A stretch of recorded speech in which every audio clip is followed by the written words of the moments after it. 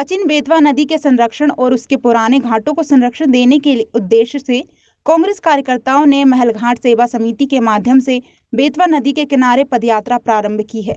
चरण तीर्थ घाट से यह यात्रा शुरू होकर नदी के किनारे किनारे विभिन्न घाटों से होकर रंगे घाट तक पहुंची। इस यात्रा के संयोजक महलघाट सेवा समिति के प्रमुख आनंद प्रताप सिंह ने बताया कि बेतवा नदी का उल्लेख पुराणों में मिलता है।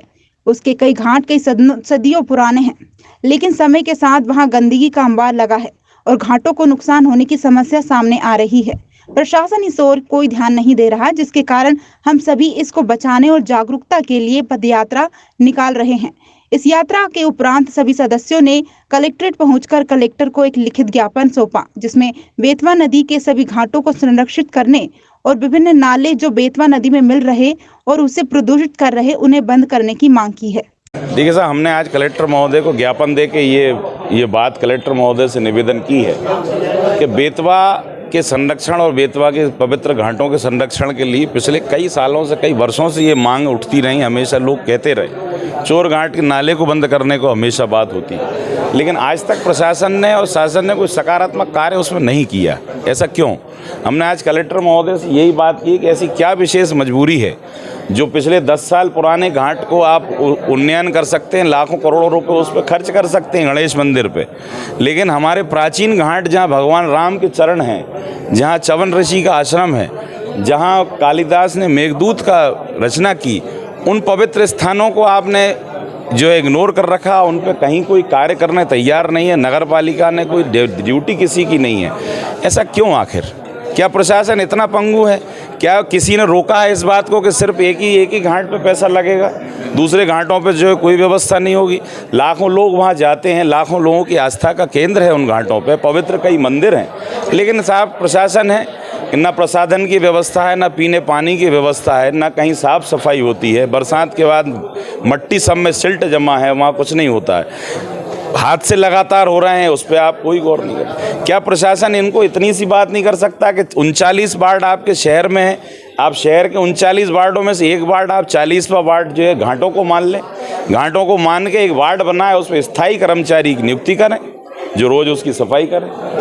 ये हमारी डिमांड आज कलेक्टर महोदय से हमने की है। देखिए जी, मैं प्रशांत शर्मा, मैं सदस्य हूँ महलघाट सेवा समिति का, और आज हमारा विदिशा के प्रति, माँ बेतवा के प्रति जो ऋण है, प्रत्येक विदिशावासी का ये ऋण है जो हमारी जीवनदायिनी है, उसके प्रति सबको सजगता से देखना चाहिए, समझना चाहिए। उसी तारतम्य में हमारे आदरणीय बड़े भाई साहब आनंद प्रताप सिंह जी एवं महलघाट सेवा समिति के नेतृत्व में विदिशा के घाटों का शुद्धिकरण एवं चोर घाट नाले को बंद कराने और सौंदर्यीकरण के संबंध में अभी आज बड़े त्यौहार को देखते हुए भी हम सब ने ये देखा कि प्रशासन की उदासीनता घाटों की ओर निश्चित रूप से है। हमने अभी आपस में चर्चा भी की और आनंद भाई साहब ने ये भी कहा कि 39 वार्डों के साथ साथ इन घाटों को 40वां वार्ड भी घोषित करना चाहिए। नगर पालिका प्रशासन को इस 40वें वार्ड के लिए भी एक बजट लाना चाहिए, कर्मचारी तैनात करना चाहिए सफाई के, सौंदर्यीकरण के, जिससे हमारी पुण्य सलीला माँ बेतवा एवं उसके तट सौंदर्यीकरण से सुंदर हो सकें और हमारा विदिशा गौरवान्वित हो सके। बहुत बहुत धन्यवाद। आप अटल तिवारी, बेतवा के घाटों को सुंदर बनाने संवारने के लिए यहाँ श्रमदानी सालों से लगातार श्रमदान कर रहे हैं, और ये श्रमदान तो एक जन जागरण का अभियान है, लेकिन ये प्रशासन और ये नदी घाटी का संरक्षण करने वाले अधिकारी और जनप्रतिनिधियों के आज तक इन्होंने बेतवा के घाटों को गंभीरता से नहीं लिया है।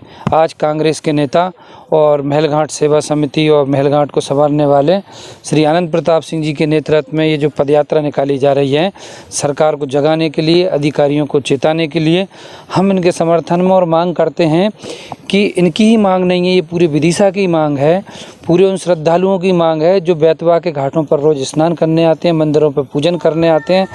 यहाँ के जो घाटों की दुर्दशा हो रही है, इसको प्रशासन गंभीरता से ले।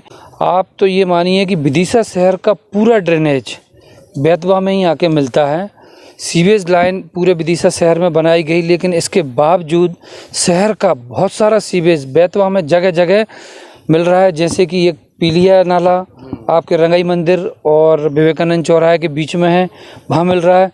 फिर इसके बाद आप देखें तो ये अभी आप देखेंगे यहाँ से राम घाट और बहरा बाबा घाट के बीच में चोर घाट नाले से गंदगी बेतवा मिल रही है। और वो जो पीलिया नाले से जो गंदगी आ रही है वो तो पेयजल में शामिल हो रही है, क्योंकि आपके फिल्टर प्लांट के ऊपर वो पानी मिक्स हो रहा है। फिर इसके अलावा जो चोर घाट नाले से पानी आ रहा है, इससे राम घाट से लेकर तो बेतवा के चरण तीर्थ घाट तक का पानी दूषित हो जाता है, काला हो जाता है, जहाँ लोग स्नान करना तो दूर की बात है, आचमन तक नहीं कर पाते हैं। पीलिया नाले का जो पानी आने से बेतवा का पानी जो दूषित होता है, उससे निसंदेह पानी जो है दूषित घरों में पहुंचता है। हालांकि नगर पालिका प्रशासन फिल्टर प्लांट से पानी फिल्टर करने का दावा करते हैं, लेकिन मुझे नहीं लगता कि पानी पूरी तरह शुद्ध लोगों के घरों तक पहुंच पाता होगा।